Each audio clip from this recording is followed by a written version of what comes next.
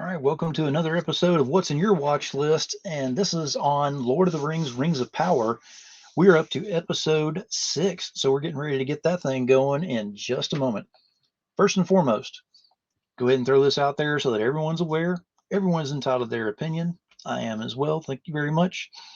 That being said, if you want to go ahead and have comments or go ahead and discussion, about anything that's on here, go for it. Let's have some fun with this. If you're on here with the sole purpose of trolling, let's not do that. I will have to remove it, unfortunately, because we want to have fun. We want to be able to everyone to have fun with this is all it's about. It's supposed to be entertaining, and that's what we're going for in this. So that being said, we've got Lord of the Rings: Rings of Power, episode 6 just happened. And on this particular one, wow. Uh, there are spoilers in all of this. Everybody knows that ahead of time from watching some of the other ones that are on there. And I will tell you right now, this is going to have some serious spoilers on this one. When we left it the last time, we had a feeling of what was going on with the tower. And I told everybody that I could have sworn that was the Eye of Sauron about to be born and all. Well, in this one, they tear down said tower pretty brutally at that. Whenever the orcs decide to go ahead and attack the stronghold there. When this happens, something odd happens in all of this because the townspeople all run off and everything. Aladir is the only one who stays there, and he's fighting them off on his own and knocking down the tower on top of them. So he's got a plan in place, a mousetrap of sorts. And I think they get the majority of them that way. Only to find out whenever they start running and go into the town where they, originally started out down there, that they're being followed by them and they're being hunted by them. Okay. So they set more traps. Really cool things, putting carts on fire and pinning them in and all. It's great. They get them in there. They start fighting. Everybody's fighting. It's a lot of fighting in this one. It is so great with all the action. And whenever it all comes to being said and done, and people were laying out there and bodies and everything on there, that's when they start finding out that the majority of the orcs are actually the humans that walked away from them on the last episode. So that being said, now we just fought human against human. That really breaks your spirits on that. Plus, where are all of these orcs? Oh, they show up in full force. And doing so, Aldar ends up getting the helm that he was looking for, and he goes to take off with the helm with Galadriel right on his heels, along with the one true king. And they end up catching up to him, capture him, start questioning him, finding out what he wanted. That's whenever we find out the big reveal about orcs are actually elves turned dark.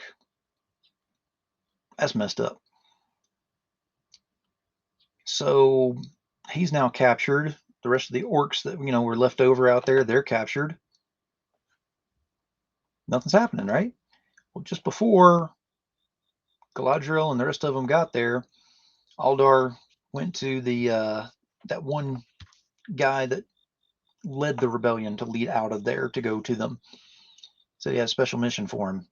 I totally missed it when I was watching it until the very end. I was like, oh, it's true. The helm was not what was being carried by Aldar. It was actually like an axe wrapped up in some tarp or whatever you want to call it, and there's some burlap. The other guy had the helm, went over there to where the key is supposed to go into the door. He lights that bad boy up by going in and sticking it into his arm, getting the blood on there, and then sticking it down into the latch, twisting it, and all hell breaks loose, almost literally. Mount Doom is born. What you see there, that is fully born and starts exploding, everything all over the place. Very end of the episode, all you see is a wall of fire coming at everybody. Insane. We got to wait till the next one. That's it. There were no other stories in this one. No dwarves, no hobbits, no nothing. It was all about Aladir and Aldar and Galadriel and all of them in that same area.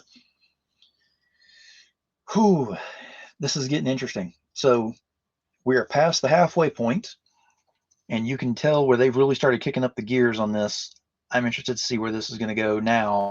We know where ultimately it'll go, but this story is really starting to pick up, and I like that.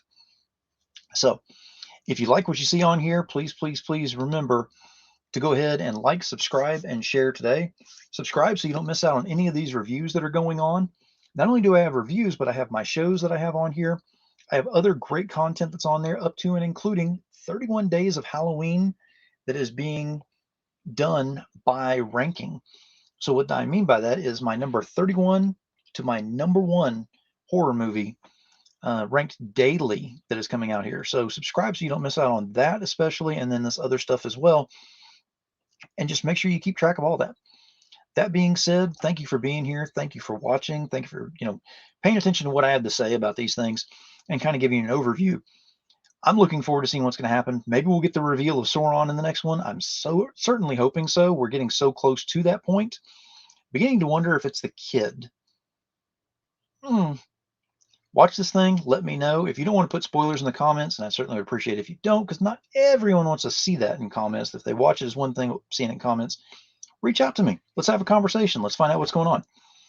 So until next time, I got to ask, what's in your watch list?